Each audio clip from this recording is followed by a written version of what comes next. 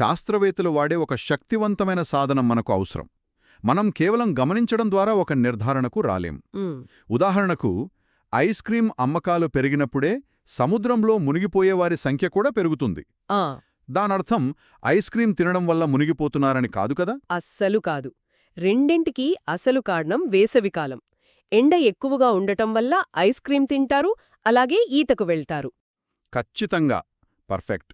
ఇలాంటి గందరగోళాన్ని తొలగించి దీనివల్లే ఇది జరిగింది అని ధైర్యంగా చెప్పగల ఏకైక పద్ధతే ఈరోజు మనం చర్చించుకోబోయే ప్రయోగాత్మక పద్ధతి. ఓకే. ముఖ్యంగా తెలంగాణ టీఏట్ వంటి పరీక్షలకు సిద్ధమయ్యేవారి కోసం అందించిన ఈ సమాచారం ప్రకారం ఈ పద్ధతి వెనుక ఉన్న తర్కాన్ని అర్థం చేసుకోవడం చాలా కీలకం. సరే, అయితే ఈ ప్రయోగాత్మక పద్ధతి అనే డిటెక్టివ్ కథలోకి వెళ్దాం. ఇది మిగతా అన్ని అనుమానితులను పక్కకు నెట్టి అసలైన కారణాన్ని ఎలా పట్టుకుంటుంది? దీని ప్రాథమిక నిర్మాణం ఎలా ఉంటుంది? దీని నిర్మాణం చూడ్డానికి చాలా సరళంగా ఉంటుంది, కానీ దాని శక్తి అంతా ఆ సరళతలోనే ఉంది. ఇందులో పరిశోధకుడు ఒకేలాంటి లక్షణాలున్న 2 సమూహాలను తీసుకుంటారు. ఓకే. అన్ని విషయాల్లోనూ వారిని ఒకేలాంటి పరిస్థితుల్లో ఉంచుతారు, ఒక్క విషయం తప్ప. ఒక సమూహానికి మాత్రమే తాము పరీక్షించాలనుకుంటున్న ఒక ప్రత్యేకమైన చికిత్స లేదా జోక్యం అందిస్తారు. ఇక్కడే మనకు ప్రయోగ సమూహం మరియు నియంత్రణ సమూహం అనే 2 పాత్రలు కథలోకి వస్తాయి. అంతేనా? అవును, కరెక్ట్. ఆ ప్రత్యేక జోక్యం అందుకునే సమూహాన్నే ప్రయోగ సమూహం అంటారు. ఎటువంటి జోక్యం లేకుండా సాధారణంగా ఉండే సమూహాన్ని నియంత్రణ సమూహం అంటారు. అంటే ఆ నియంత్రణ సమూహం ఒక కొలబద్దలాంటిదన్నమాట. ఎగ్జాక్ట్లీ. ఒక బేస్లైన్ లాంటిది. అంటే ఏమీ చెయ్యకపోతే ఫలితం ఎలా ఉండేది అని చెప్పే ఆధారం. ప్రయోగం ముగిశాక ఈ 2 సమూహాల ఫలితాలను పోల్చి చూస్తారు. వాటి మధ్య ఏదైనా తేడా ఉంటే దానికి కారణం మనం ప్రవేశపెట్టిన ఆ జోక్యమే అని దాదాపుగా నిర్ధారించవచ్చు. ఒక ఉదాహరణతో చెబితే ఇంకా స్పష్టంగా ఉంటుంది. ఒక కొత్త బోధనా పద్ధతి విద్యార్థుల మార్కులను పెంచుతుందా అని తెలుసుకోవాలనుకుంటే. మంచి ఉదాహరణ. అప్పుడు ఒకే తరగతిలోని విద్యార్థులను యాదృచ్ఛికంగా 2 గ్రూపులుగా విడదీస్తారు. ఓకే. ఒక గ్రూప్కి ఆ కొత్త పద్ధతిలో బోధిస్తారు. ఇది ప్రయోగ సమూహం. రెండో గ్రూప్కి ఎప్పటిలాగే పాత పద్ధతిలోనే బోధిస్తారు. అది నియంత్రణ సమూహం. సరే. నెల రోజుల తర్వాత ఇద్దరికీ ఒకే పరీక్ష పెట్టి మార్కులను పోల్చి చూస్తారు. కొత్త పద్ధతిలో చదివిన విద్యార్థుల మార్కులు గణనీయంగా పెరిగితే ఆ పద్ధతి పనిచేస్తుందని చెప్పవచ్చు. చాలా స్పష్టంగా ఉంది. అయితే ఈ ప్రక్రియలో వేరియబుల్స్ లేదా చరాలు మరియు నియంత్రణ అనే పదాలు తరచుగా వినబడుతూ ఉంటాయి. అవి లేకుండా ఈ పద్ధతి గురించి మాట్లాడలేమంటారు. వాటి పాత్ర ఏమిటి? ఇవి ఈ పద్ధతికి గుండె, మెదడు లాంటివి. పరిశోధకుడు ఉద్దేశపూర్వకంగా మార్చే అంశాన్ని స్వతంత్ర చరం అంటారు. ఇండిపెండెంట్ వేరియబుల్ అన్నమాట. అంటే మన ఉదాహరణలో అది బోధనా పద్ధతి. అవును. పరిశోధకుడు దాన్ని పాతది, కొత్తది అని మార్చాడు గదా. ఈ మార్పు వల్ల ఏ ఫలితం మారుతుందని మనం ఆశిస్తున్నామో దాన్ని ఆధారిత చరం లేదా డిపెండెంట్ వేరియబుల్ అంటారు. ఓకే. అంటే ఇక్కడ అది విద్యార్థుల మార్కులు బోధనా పద్ధతిపై ఆధారపడి ఉంటాయి. పర్ఫెక్ట్. ఇక నియంత్రణ సంగతేంటి? దాని పేర్లోనే అంతా ఉన్నట్టుంది. ఖచ్చితంగా. నియంత్రణ లేకపోతే ప్రయోగం మొత్తం దెబ్బతింటుంది. మన ఉదాహరణలో బోధనా పద్ధతి కాకుండా వేరే అంశాలు మార్కులపై ప్రభావం చూపవచ్చు కదా? అవును, ఉండొచ్చు. ఉదాహరణకు, ఒక గ్రూపులో ఎక్కువ తెలివైన విద్యార్థులు ఉండడం, వాళ్లకు వేరే టీచర్ చెప్పడం, లేదా వాళ్లకు ఎక్కువ సమయం కేటాయించడం, ఇలాంటివి. అలాంటప్పుడు ఫలితం తేడా వస్తుంది. అందుకే ఇలాంటి బయట అంశాలన్నిటినీ 2 గ్రూపులకు సమానంగా ఉండేలా చూడటమే నియంత్రణ. అంటే 2 గ్రూపులకు ఒకే టీచర్, ఒకే సమయం, ఒకే సిలబస్, ఇలా అన్నీ ఒకేలా ఉంచాలి. అప్పుడే మనకు అసలు కారణమేంటో తెలుస్తుంది. అవును. అప్పుడే మార్కులలో వచ్చిన తేడాకు కారణం కేవలం బోధనా పద్ధతి మాత్రమే అని మనం చెప్పగలం. నియంత్రణ లేకపోతే మనం గాలిలో దీపం పెట్టి దేవుడా అన్నట్టే. ఫలితం దేనివల్ల వచ్చిందో చెప్పలేం. సరే, ఈ పద్ధతి ఎంత పకడ్బందీగా ఉందో అర్థమవుతోంది. అయితే మనుషుల ప్రవర్తనను అధ్యయనం చేసేటప్పుడు వాళ్ల మనసులో ఏముందో మనకు తెలియదు కదా. వాళ్ల అంచనాలు, నమ్మకాలు కూడా ఫలితాలను ప్రభావితం చేయవచ్చా? చేయొచ్చు. ఇక్కడే సమాచారంలో సింగిల్ బ్లైండ్, డబుల్ బ్లైండ్ వంటి పదాలు కనిపిస్తున్నాయి. ఇవి ప్రయోగాన్ని ఇంకా కఠినతరం చేయడానికి వాడే పద్ధతుల్లా ఉన్నాయి. సరిగ్గా పాయింట్ పట్టుకున్నారు. ఇవి ప్రయోగంలో పక్షపాతాన్ని అంటే బయాస్ని తగ్గించడానికి వాడే అత్యంత ముఖ్యమైన పద్ధతులు. ఓకే. సింగిల్ బ్లైండ్ అధ్యయనంలో ప్రయోగంలో పాల్గొనేవారికి తాము ప్రయోగ సమూహంలో ఉన్నామా లేదా నియంత్రణ సమూహంలో ఉన్నామా అనే విషయం తెలియదు. ఎందుకు? ఎందుకంటే నేను మందు తీసుకుంటున్నాను అనే నమ్మకమే కొన్నిసార్లు వాళ్ల ప్రవర్తనను మార్చేయగలదు.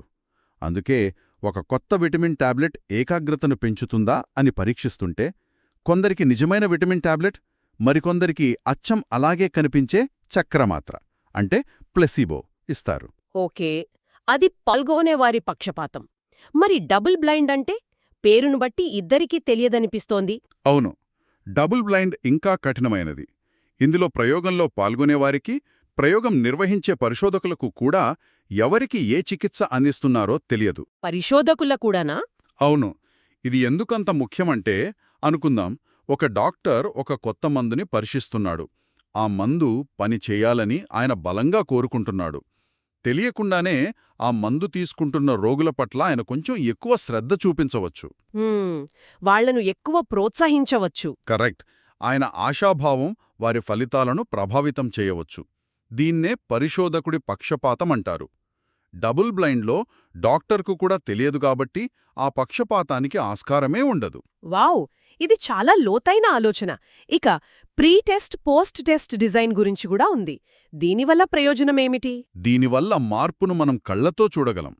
జోక్యానికి ముందొకసారి అంటే ప్రీ టెస్ట్, జోక్యం తర్వాత మరోసారి పోస్ట్ టెస్ట్, ఇలా 2 సార్లు ఫలితాలను కొలుస్తారు. అంటే బిఫోర్ ఆఫ్టర్ స్నాప్షాట్ లాంటిదా?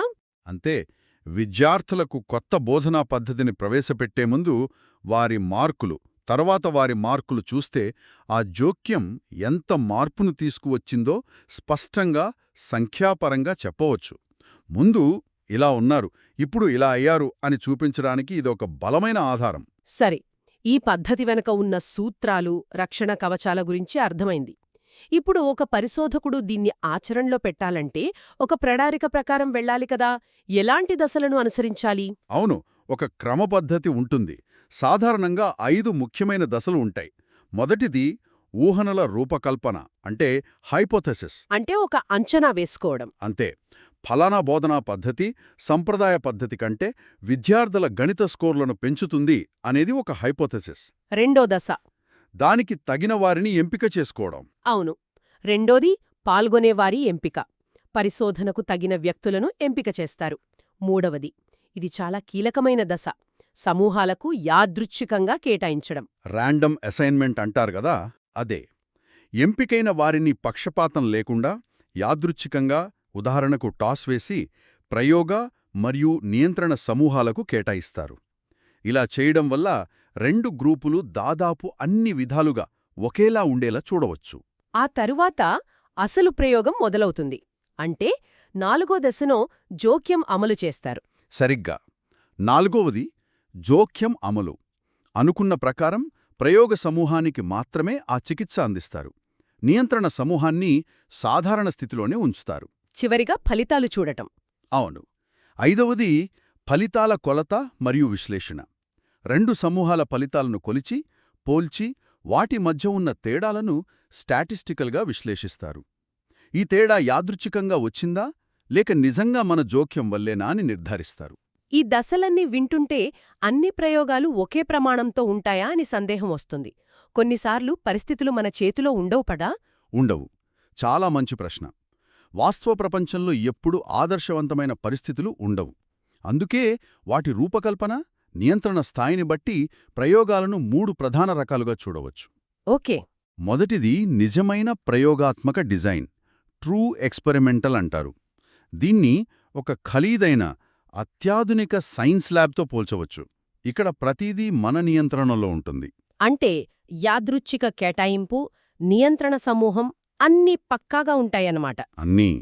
అందుకే దీన్ని పరిశోధనలో బంగారు ప్రమాణం అంటే గోల్డ్ స్టాండర్డ్ అంటారు. దీనివల్ల వచ్చే ఫలితాలు అత్యంత నమ్మదగినవి. అయితే ప్రతిసారి అలాంటి ల్యాబ్ అందుబాటులో ఉండదు కదా? ఉండదు. అప్పుడే రెండో రకం వస్తుంది, క్వాజీ ప్రయోగాత్మక డిజైన్. దీన్ని ఒక స్కూల్ క్లాస్ రూంలో ప్రయోగం చేయడం లాంటిది. అక్కడ మనం విద్యార్థులను మార్చలేం. ఉదాహరణకు సెక్షన్ ఏ, సెక్షన్ బి లాగా. అంతే. వాళ్ళు ఇప్పటికే ఆయా సెక్షన్లలో ఉన్నారు. మనం కేవలం ఒక సెక్షన్కు కొత్త పద్ధతిలో, మరో సెక్షన్కు పాత పద్ధతిలో బోధించి ఫలితాలను పోల్చగలం. ఇక్కడ యాదృచ్ఛిక కేటాయింపు లేదు కాబట్టి ఇది నిజమైన ప్రయోగమంత కఠినమైనది కాదు. ఒక్క నిమిషం. క్వాసీ పద్ధతిలో యాదృచ్ఛికంగా ఎంపిక చెయ్యకపోతే ఫలితాలు ఖచ్చితంగా ఎలా వస్తాయి?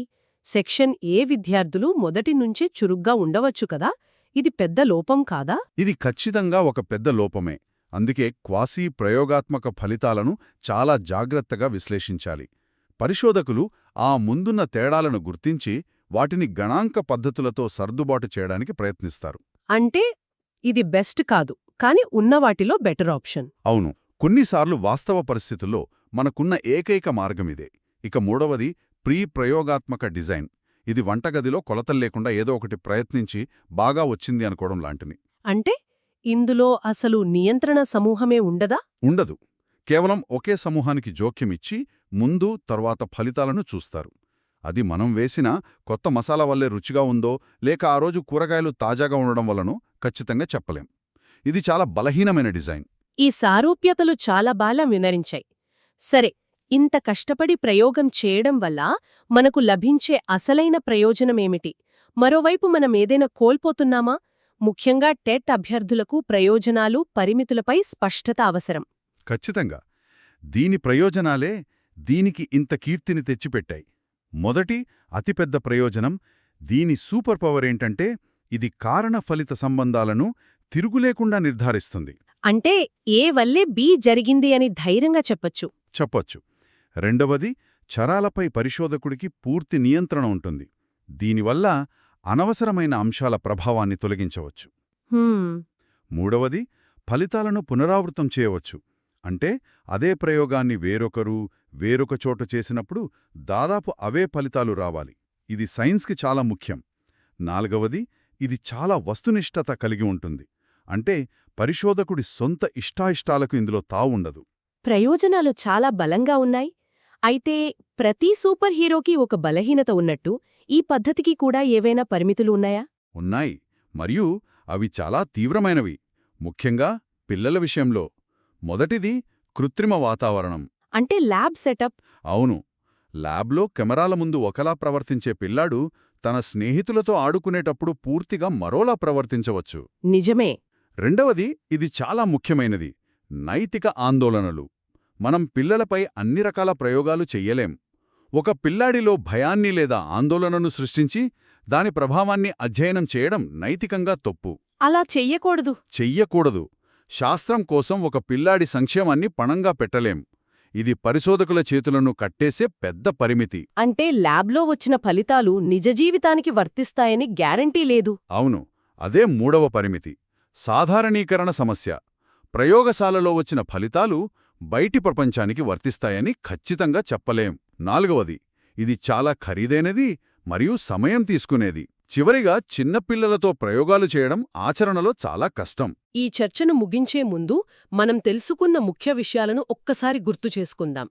ప్రయోగాత్మక పద్ధతి అనేది ఎందుకు అనే ప్రశ్నకు సమాధానం కనుగొనడానికి మన దగ్గరున్న అత్యంత శక్తివంతమైన సాధనం. దానిలో స్పష్టమైన ప్రక్రియ, వివిధ స్థాయిల కఠినత్వం అన్నీ ఉన్నాయి. అవును.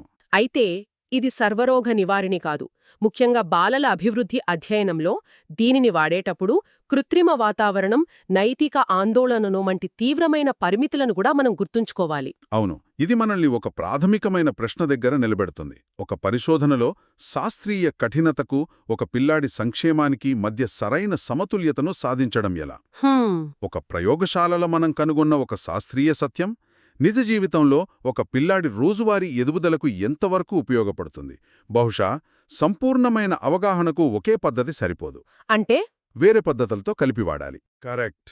నియంత్రిత ప్రయోగాల నుండి వచ్చే స్పష్టతను, వారి సహజ వాతావరణంలో పిల్లలను గమనించడం ద్వారా వచ్చే లోతైన అవగాహనతో కలిపినప్పుడు మాత్రమే మనం వారి ప్రపంచాన్ని నిజంగా అర్థం చేసుకోగలుగుతాం.